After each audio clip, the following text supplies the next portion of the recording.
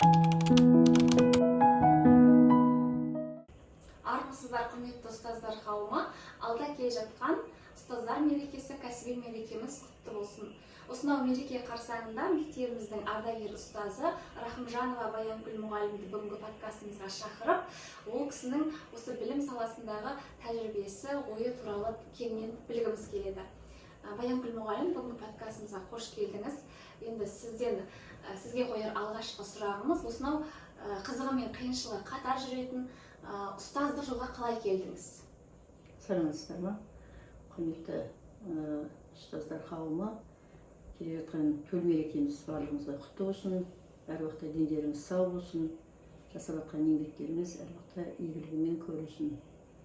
Енді менің ұстаздық жолға қалай келуім туралы әңгіме болатын болса, жүрек қалауымен мектепті бітіргеннен кейін осы мұғалімдік оқуға келдім. 4 жыл жаңағы Абай атындағы педагогикалық училище дейді ол кезде, сол училищені бітіргеннен кейін бастауыш сыныптарға мұғалім болып кірдім.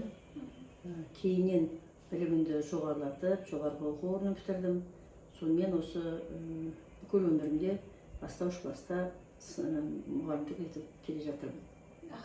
Баянкүл мұғалім, енді бұл ұстаздықтың ішінде осы бастауыш мұғалімдердің орны ерекше, өйткені баланың іргетасын қалайтын сала мамандар болып есептелесіздер. Біз жоғары пән мұғалімдеріне көбіне сол бастауышта қандай білім алды, сондай дәрежеде сіздердің берген білімдеріңізбен келіп тұрады.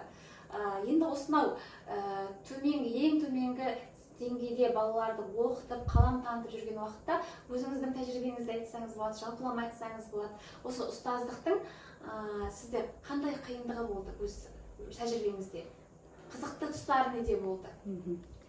Енді біз бастауыш сынып мұғалімдері бізге бүлдіршіндер ең кіші жастан бастап келеді ғой. Сол 6-7 жастан бастап біз қолымызға аламыз.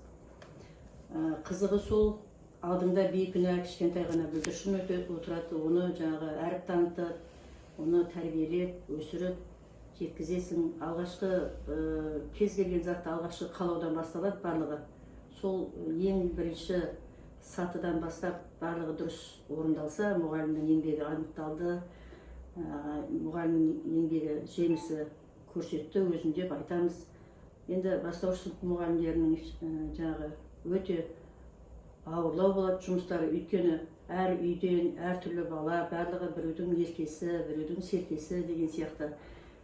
Сол балалардың бәрін бірдей теңдей ұстап, білімі жетіліп тұрған баланы ары қарай ұштау, ал жете алмай тұрған бала жаңағы қанат қақтыру, осының бәрі мұғалімнің шеберлігінде деп ойлаймын. Баянкүл мұғалім, қазіргі таңда бір қоғам арасында әсіресе әлеуметтік желілерді оқып отырсақ, мынандай мұғалімге жыл сайын талаптың көбейгеніне байланысты бұл салаға келуге ниетті жастардың да саны жыл сайын азайып жатыр. Ұстаз болудан қорқатын жастардың саны артып келе жатыр деген сияқты бір пікірлер қалыптасқанын байқауға болады. Осы тұрғыда жаңадан келген жас ұстаздарға және де болашақта ұстаздық мамандық таңдағысы келетін жастарға қандай кеңес берер едіңіз? Енді заман талабы өзінің уақытында өзінің керегін талап етеді. Қоғам жылдан жылға өсуде, дамып келе жатқан заман. Қазіргі енді жас өспірімдердің жан-жақты ақпаратты көп алуына байланысты мүмкін жастар қорқақтайтын шығар. Солардың жағы талғамына, талабына сай келген бе деген сияқты. Сондықтан мен енді ұстаз болу кішкене ойында бар, соны жақсы көріп жүрген жастарға айтар едім. Ештеңеден қорықпаңдар. Барлығын адам қолымен жасап, қолымен көзімен көріп, қолымен жасағаннан кейін бәріне де үйренеді. Сондықтан қай кезде де қиындықтан қорықпау керек. Ұстаздық еткен жалықпас, үйретуден балаға дейді. Таңдаған мамандығын егер жақсы көрсе, ештеңеден қорықпай алға ұмтылу керек. Егер өзінде бейімділік, өзінің жастарға үйретері бар болатын болса, оған қай кезде, қандай заман болса да, бала соған қарайды, берген тәрбиесін де, алатын білімін де өз деңгейінде алады. Сондықтан рахмет айтамын осы мені құрметтеп шақырып отқандарыңызға. барлықтарыңызға табыс тілеймін. Ең бірінші денсаулық. Ұстаздар үшін ұстаздық өте ауыр жұмыс.